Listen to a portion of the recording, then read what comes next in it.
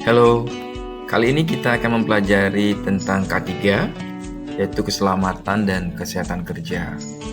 Apa sih itu K3? Silakan menyimak slide dan videonya. Nanti jangan lupa untuk menjawab kuisnya. Selamat belajar.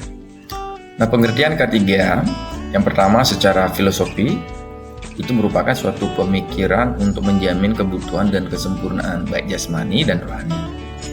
Yang kedua secara keilmuan, jadi merupakan suatu usaha dalam pencegahan terjadinya kecelakaan kerja, dan secara Oksas 1801-2007 itu semua kondisi dan faktor yang dapat berdampak pada keselamatan kerja. Nah, kemudian apa tujuan K3? Adalah untuk menjamin keamanan, keselamatan, dan kesehatan kerja. Dasar hukumnya ada nggak? Ada. Jadi Undang-Undang dan Peraturan Menteri Tenaga Kerja, yaitu Nomor 1 Tahun 1970, Nomor 21 Tahun 2003, Nomor 13 Tahun 2003, dan Peraturan Menteri Tenaga Kerja RI Nomor Per 5 Menteri 1996. Jadi jenis bahaya apa sih yang dikategorikan dalam K3? Itu ada dari jenis kimia, ada jenis fisika, dan juga ada jenis pekerjaan. Nah, istilah bahaya di dalam lingkungan kerja itu yang mana sih termasuk? Yang pertama hazard, ada danger, ada risk, ada incident, dan ada accident. Biasanya hal-hal semacam ini akan selalu ditempel dan ditulis di dalam lingkungan kerja. Jadi kita pasti akan aware. Selanjutnya kita akan mengenal yang namanya alat pelindung diri atau APD yang sering kita dengar. Itu termasuk dalamnya pelindung kepala, pelindung tubuh, pelindung anggota tubuh, ya. Jadi alat-alat pelindung kepala itu seperti safety helmet, hearing protection, safety goggles, kemudian safety mask, kemudian ada face shield. Jadi ini alat-alat ini sangat diperlukan untuk keselamatan pekerjaan untuk para karyawan di sini. Nah, yang kedua adalah alat pelindung tubuh. Jadi termasuk apron, safety vest, safety clothing, ya.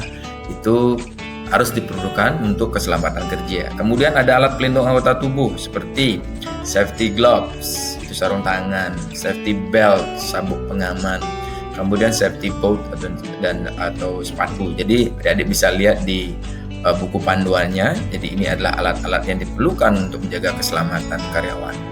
Nah, jadi kesimpulannya adalah bahwa K3 itu adalah berfungsi untuk melindungi karyawannya, tentunya dengan peralatan dan alat yang memang sesuai dengan standar operasional prosedur. Nah, untuk lebih lanjut, lebih mengerti tentang apa sih K3 itu, silakan simak videonya, ya, teliti dan amati, kemudian silakan menjawab kuis setelah video ini. Terima kasih, selamat belajar.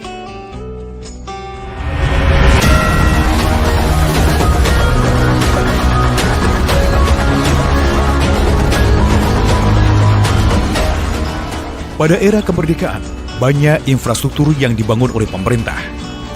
Untuk mengurangi risiko kecelakaan kerja, pemerintah membentuk badan yang bertujuan untuk melindungi para pekerja dari kecelakaan kerja. Dimulai pada tahun 1969, didirikan sebuah lembaga higien perusahaan dan kesehatan di Departemen Tenaga Kerja dan Dinas Higien Perusahaan. Selanjutnya, berdasarkan keputusan Menteri Pekerjaan Umum dan Perumahan Rakyat Nomor 2 Tahun 2014, organisasi Hiperkes telah berubah menjadi K3, Kesehatan dan Keselamatan Kerja.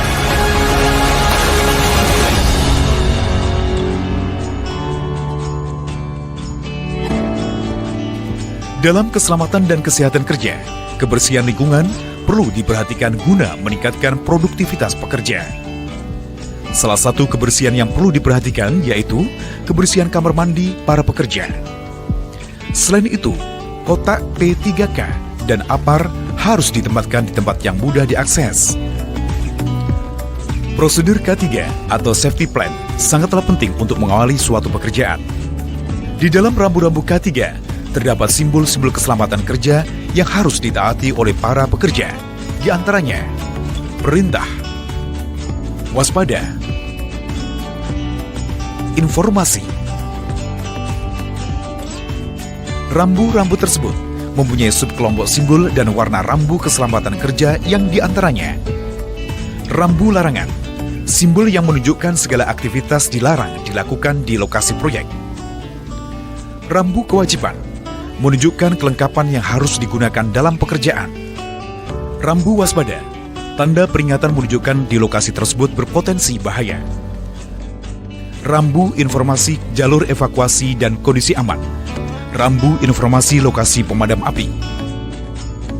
Rambu informasi umum. Dalam penggunaan alat pelindung diri atau APD, banyak aspek dan mempunyai manfaat masing-masing untuk menunjang keselamatan dalam bekerja yang diantaranya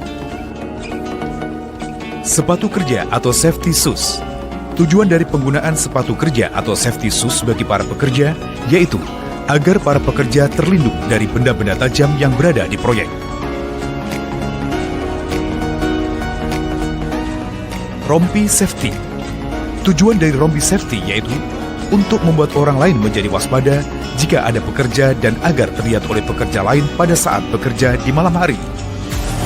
Jadi sekali lagi kesimpulannya bahwa nanti akan ada tenaga profesional yang akan melatih karyawan-karyawan yang ada di setiap perusahaan sehingga semua prosedur-prosedur yang ada di K3ECO akan dilaksanakan di perusahaan sesuai dengan prosedurnya. Jadi setiap perusahaan itu wajib mengikuti pelatihan daripada K3 ini.